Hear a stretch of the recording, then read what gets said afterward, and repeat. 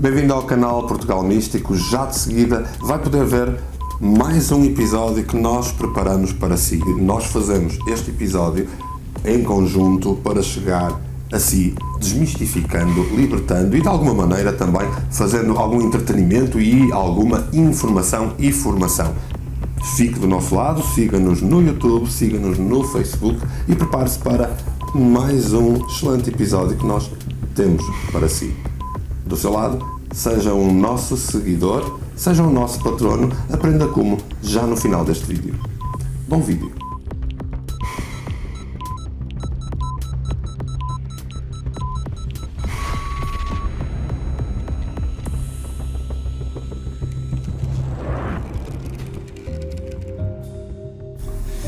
Olá, seja bem-vindo ao canal Portugal Místico. Pois, depois de toda uma série que começou quando falamos de Maria Orsic, era inevitável percebermos, afinal, onde foi o Almirante Byrd. Alegadamente a uma terra dentro da terra. Ou seja, um complexo subterrâneo que chamam Agartha. Vamos saber mais sobre isso? Fique connosco.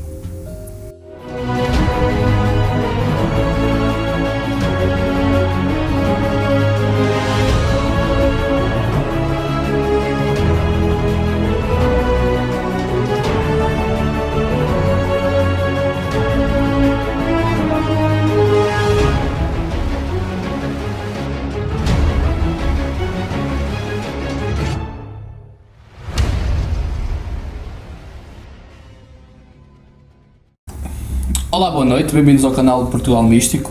O tema hoje vai ser principalmente sobre Agartha, Agartha, ou podemos dizer também de um mundo dentro deste mundo. Exatamente, ou seja, estamos a viajar para fechar um ciclo que nós iniciamos quando começamos com Maria Orsic e com toda a pré-guerra mundial e a segunda guerra mundial, com toda a questão daquelas sociedades secretas, o que é que eles sabiam e o que é que eles alegadamente dizem que descobriram, não é? Sim, não é novidade que a Terra possui muitos segredos e ainda não descobrimos totalmente o nosso planeta. Não, andamos aqui a tentar procurar vida inteligente em Marte, quando é difícil até encontrar vida inteligente na Terra.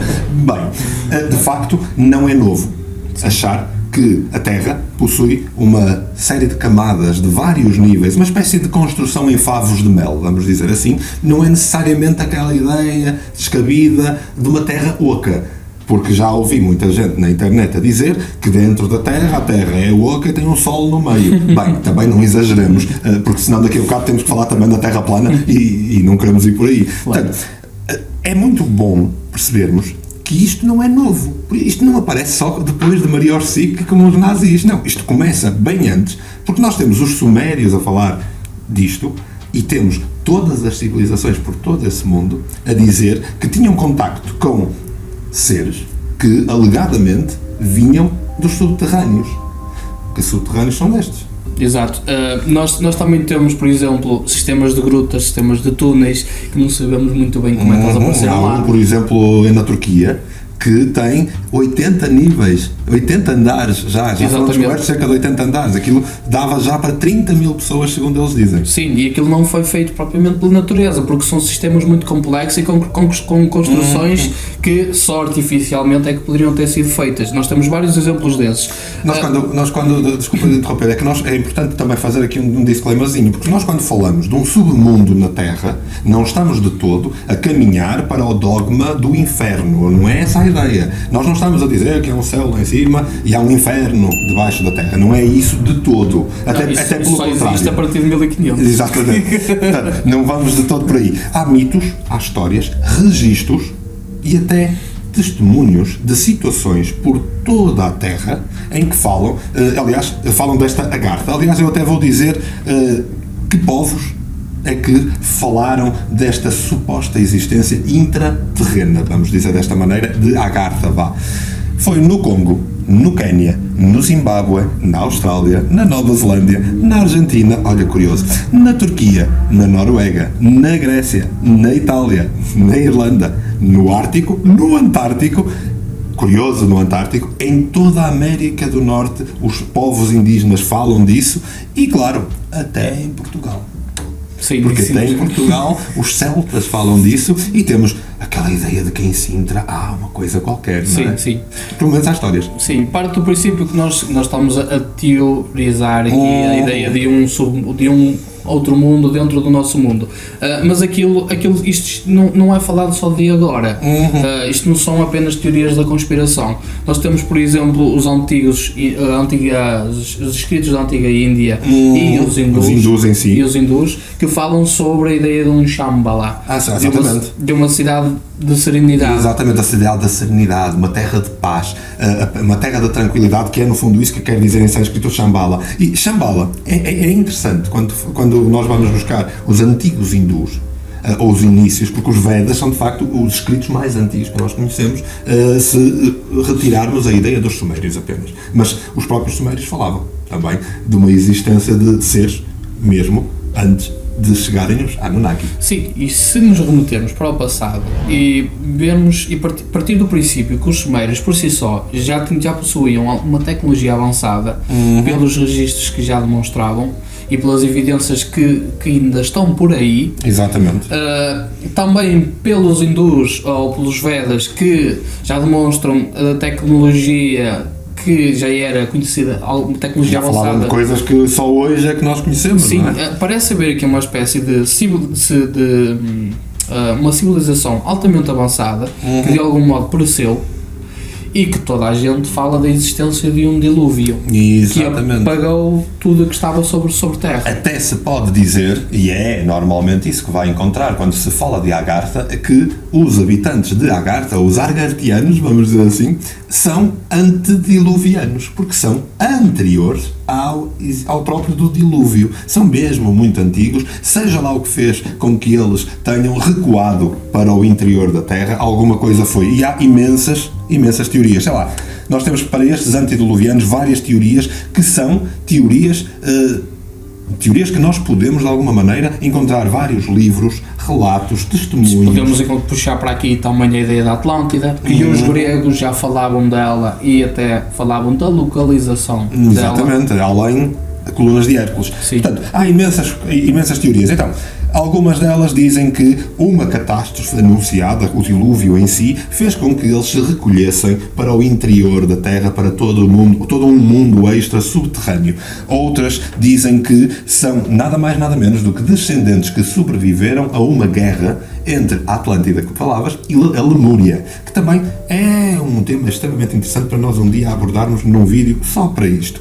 Além disso, para outros ainda, é descrito que os nativos da Terra, ou seja, os verdadeiros habitantes da Terra antes de chegarem os Anunnaki, aos quais a teosofia chama de hiperbóreos, são aqueles que vivem junto ao seu planeta, dentro do seu planeta, e defendem o seu planeta, são guardiões, vamos dizer assim, do planeta Terra, os hiperbóreos, que estão, de facto, muito àquela ideia daquilo que o James Cameron fez no Avatar. Esses sim são nativos de lá, ao ponto de viverem a Terra. Nós não somos nativos de cá, já vimos isso, certamente, já acompanhou, em www.portugalmístico.com/canal, quando falamos da Suméria e dos Anunnaki que, alegadamente, nos criaram, com genes e coisas assim. Portanto, nós não somos de cá. Se fôssemos de cá, éramos bastante mais Greta Thunberg.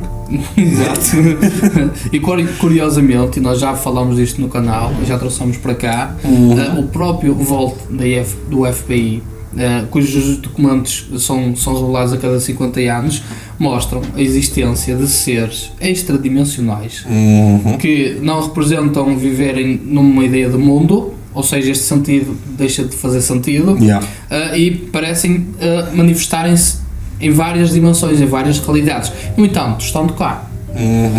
Também não sei até que ponto isto pode ser uma ideia de um mundo que não é visível, porque não vibra nas nossas frequências ou na nossa realidade, por assim dizer, ou dimensão, mas que no entanto está cá. Mas nós nem precisamos especular, não é? É um bocado isso. Sim, por exemplo, há evidências também de cidades que aparecem em nuvens, que dizem ser um reflexo das cidades da China, por exemplo. Isto acontece mais na Ásia.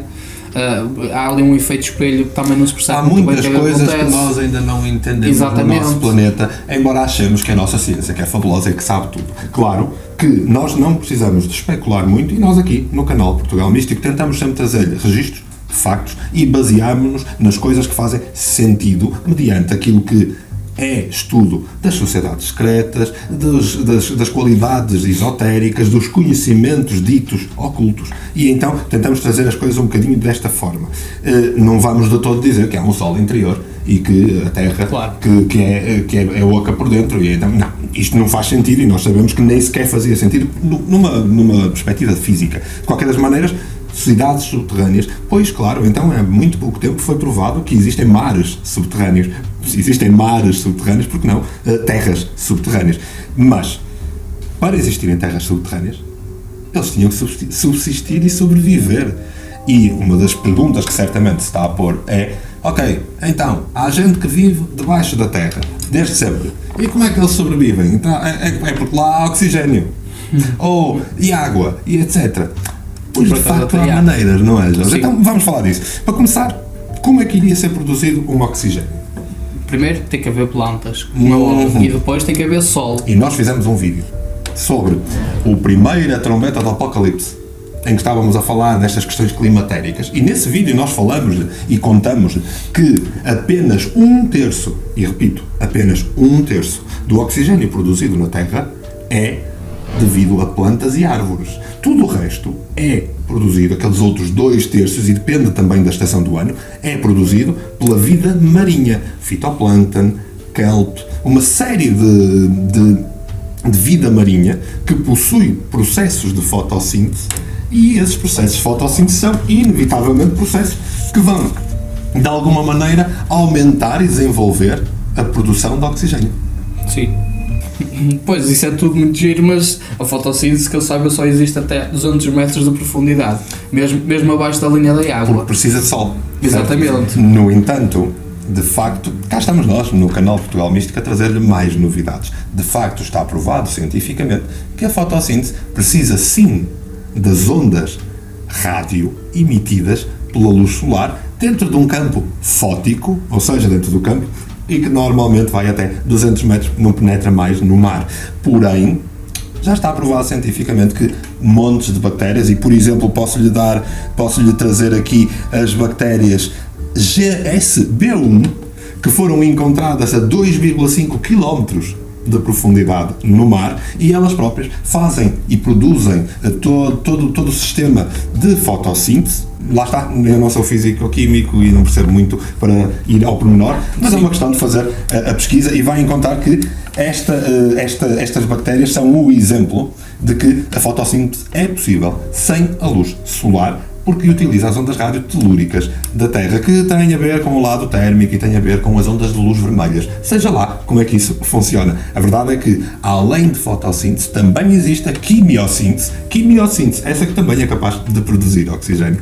Estamos arrumados. É possível haver oxigênio. Exato. Lá de baixo. Então, se houvesse a hipótese de humanos na nossa Constituição, ou com o tipo de corpo que nós temos, nós então conseguimos sobreviver debaixo da Terra. Conseguíamos de alguma maneira. Então, faltavam-nos algumas coisas. Por exemplo, como é que nós, humanos, debaixo da Terra, íamos ver? Pois também não há dificuldade nenhuma, até porque a grande maioria daqueles que são produtores destas quimiossínteses e fotossínteses que nós estávamos a falar são também, vamos dar exemplos como os líquens, os cogumelos, que são bioluminescentes. Portanto, eles produzem luz por eles mesmos.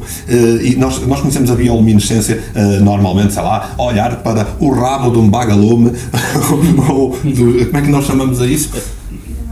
Os pirilampos, disse ela, que está lá atrás. E há peixes também a grandes profundidades que produzem... Exatamente. Portanto, esta bioluminescência, ou os líquens, ou fungos liquenizados, que são seres vivos extremamente complexos, eles utilizam uma simbiose, e esta simbiose vai formar com um fungo e uma cianobactéria, e tudo isto, aquilo que vai produzir é bioluminescência e também o tal oxigênio que falávamos há pouco. Ora, se conhecemos imensos exemplos à superfície da Terra e alguns em cavernas ou no fundo do mar, não é difícil imaginar que seriam extremamente úteis para fazer uma iluminação constante e perene em vida que exista subterraneamente, não é? Exato.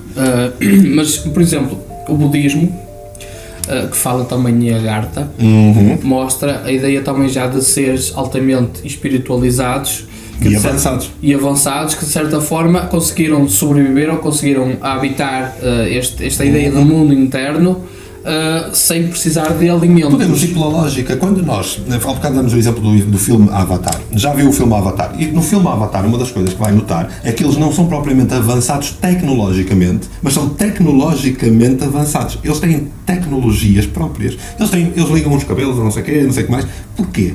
Porque eles pertencem ao ecossistema, eles são da Terra. Eles sabem viver com isso, mais até do que nós, seres maniatados geneticamente, alegadamente. Portanto, eles têm toda uma tecnologia que é mais espiritual. Além disso, nós, alegadamente, temos alguns milhares de anos e eles terão mais, logo tiveram mais tempo de fazer um desenvolvimento. Sim, e se tivermos em atenção ao tipo de movimentos e comportamentos dos animais, nós podemos perceber que há muitos animais que alteram esses comportamentos mediante fenómenos e acontecimentos que acontecem na natureza. Coisa que não acontece connosco. Exatamente, nós não temos essa consciência de ritmos ou de alterações. Nós somos os aliens, basicamente é isso. Há histórias de intervenção em todo o desenvolvimento humano destas figuras intraterrenas. Vai encontrar o povo formiga, por exemplo, falado na Austrália através, aborígenes falam disso. Vai encontrar os indígenas, os Hopi, por exemplo, que falam daqueles que os ajudaram no pós-dilúvio e que vinham de baixo. Vai encontrar imensas relações, por exemplo, nos mitos gregos.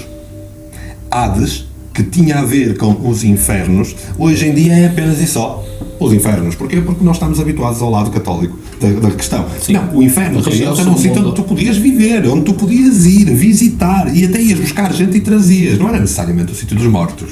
E isso depois é construído mediante a mitologia e aquilo que te querem fazer transmitir. Portanto, claro. Os mitos têm tudo a ver. Portanto, nós vamos encontrar imensas civilizações intraterrenas a serem faladas constantemente por imensas civilizações da superfície da Terra. Sim, imagina na iminência de um grande dilúvio, colocávamos este cenário muito apocalíptico.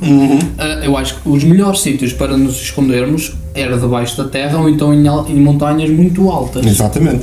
Logo, nós íamos ter, necessariamente, se tivéssemos ajuda de uns seres que percebem da Terra e dos seus movimentos e ciclos energéticos, pois então ia ser fabuloso, e isso é o que contam a maioria das civilizações. Voltando àquilo que estavas a falar dos budistas. O budismo tem uma vantagem. Quando falam da Agartha, a cidade dos deuses, basicamente é isso que quer dizer Agartha, a cidade dos deuses, eles dizem que a ligação para a Agartha é em Lhasa, que curiosamente em hindu ou em sânscrito quer dizer cidade dos deuses também, Lhasa. Então nós temos aqui, de acordo com muitos registros literários, com muitos estudos de sociedades secretas, etc., nós temos aqui que os lamas tinham contacto ou treinamento desta gente mais espiritual. Sim. E eles são provavelmente os mais espirituais à face da Terra. E que estavam encarregues de passar essa espiritualidade, esse conhecimento. Por alguma razão também acreditam na ideia da reencarnação. Exatamente, que é todo um processo de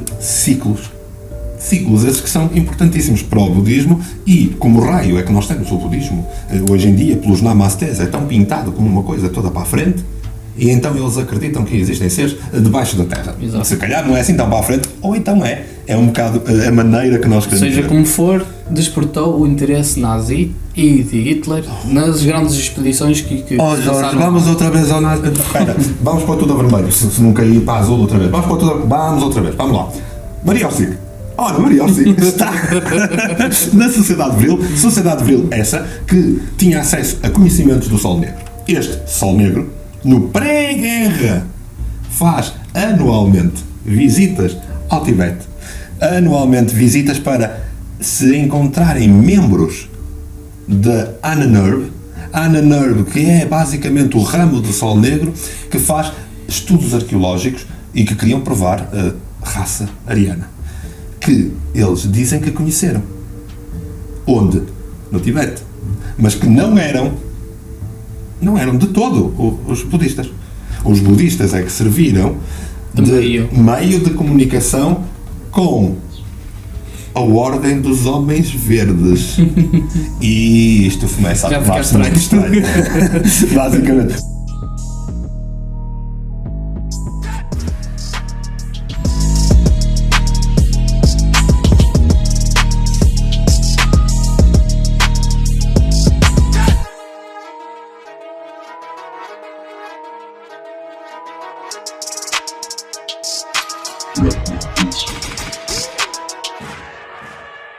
Portanto, todo o Império Nazi alemão tinha anualmente uma visita lá ao Tibete, certo? Aliás, podem ver, até aqui tenho estas fotografias, estas selfies que eles tiravam. Se tivesse lá um Marcelo, faziam uma selfie com eles. Portanto, estava ali. Portanto, basicamente, onde eles suspeitam que é ali a grande ligação com a intraterra. No entanto, os nazis não foram muito estúpidos, não. Lembra-se de todos aqueles sítios que nós dissemos? Pois é, exatamente o sítio onde eles tinham bases. Sim, porque depois a partir dali eles de alguma forma tiveram ali informações e eles começaram então a fazer bases nos bases essas que seriam para os tais aliados, que nós falamos em vídeos anteriores, que eles tinham, mas que nunca são muito explicados. Mas é curioso que quando, eu até vou dizer, há um livro que é famoso, que é o Spear of Destiny, ou A Lança do Destino, do Trevor Ravenscroft, diz vários detalhes, e estes vários detalhes são uma compilação das coisas que o Sol Negro falava.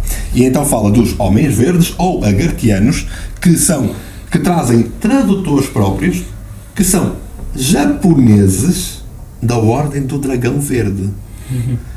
Se calhar eis uma razão pela qual os nazis e os japoneses se unem numa coisa em comum. Porque muitas vezes é controverso como raio, ou por que raio, o Japão vai entrar em conluio com o nazismo.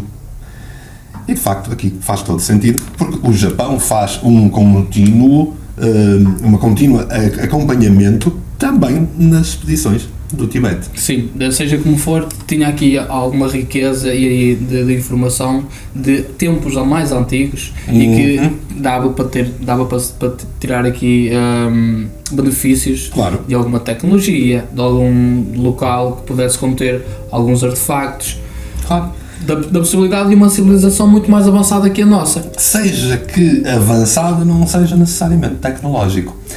Não é curioso que hoje em dia se ridiculariza os homens verdes? De repente, entre os anos 50 e os anos 60, tudo o que era ridículo dos marcianos eram os homenzinhos verdes. Homenzinhos verdes que começou a ser até utilizado em bandas desenhadas, desenhos animados e filmes. Sim, para gozar com os homenzinhos verdes. Não fosse alguém descobrir que existia uma ordem dos homens verdes que estava em contacto com a ordem do dragão verde. Isto é muito verde. Mas a verdade é que está registado. Aliás, está registado ao ponto de que as pedras negras, ou as mulheres que estavam no Vril, na Vril Society, foram comunicadas ao ponto de terem uma ligação rádio estabelecida entre o Tibete e Berlim, que subsistiu até ao final da guerra. Portanto, o Dalai Lama, na altura, não era só o Vaticano, que era amigo dos nazis. Mas isto é mais um extra que nós lhe damos. Havia muita verdura aqui pelo meio. Fique connosco.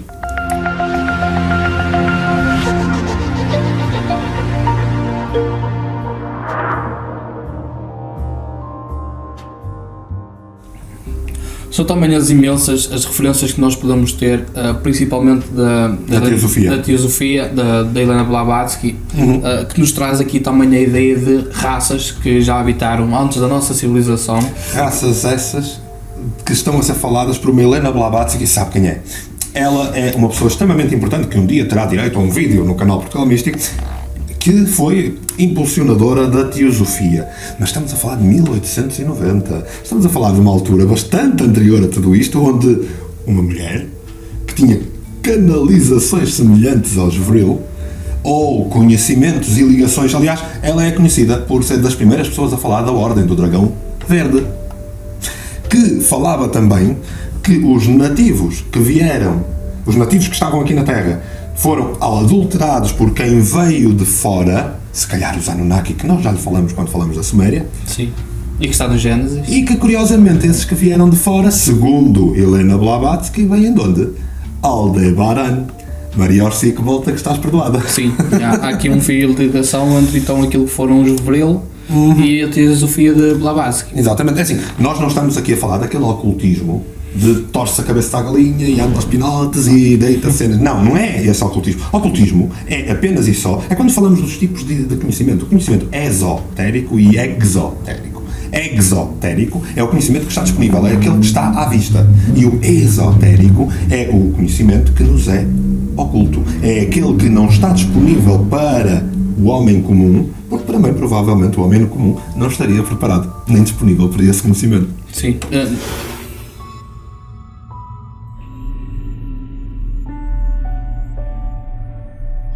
E se acham estranho tudo isto, e se nós formos à procura de mais referências, nós também podemos encontrar uma referência de duas crianças de cor esverdeada. Alto, homenzinhos verdes outra vez. Isso não deve existir.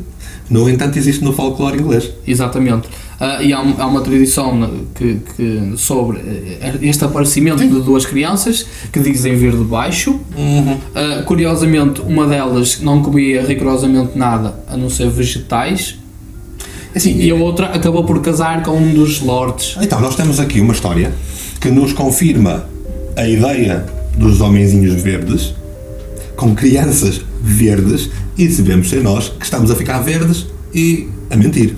Só que não. Então veja, em Suffolk, mais propriamente na aldeia de Woolpit, na Inglaterra, em 1150, portanto há registros e imensos historiadores a falar disto, não só locais, como nacionais em Inglaterra. Eles encontram então estes registros que, durante o reinado de Henrique II, duas crianças de cor verde na pele são encontradas. Elas são, depois descobre-se que são dois irmãos. O rapaz tem cerca de 7 anos, a rapariga, portanto, um rapaz e uma rapariga, um casal. A rapariga tem cerca de 10 anos, isto julgando pela nossa forma de considerar a idade, vá.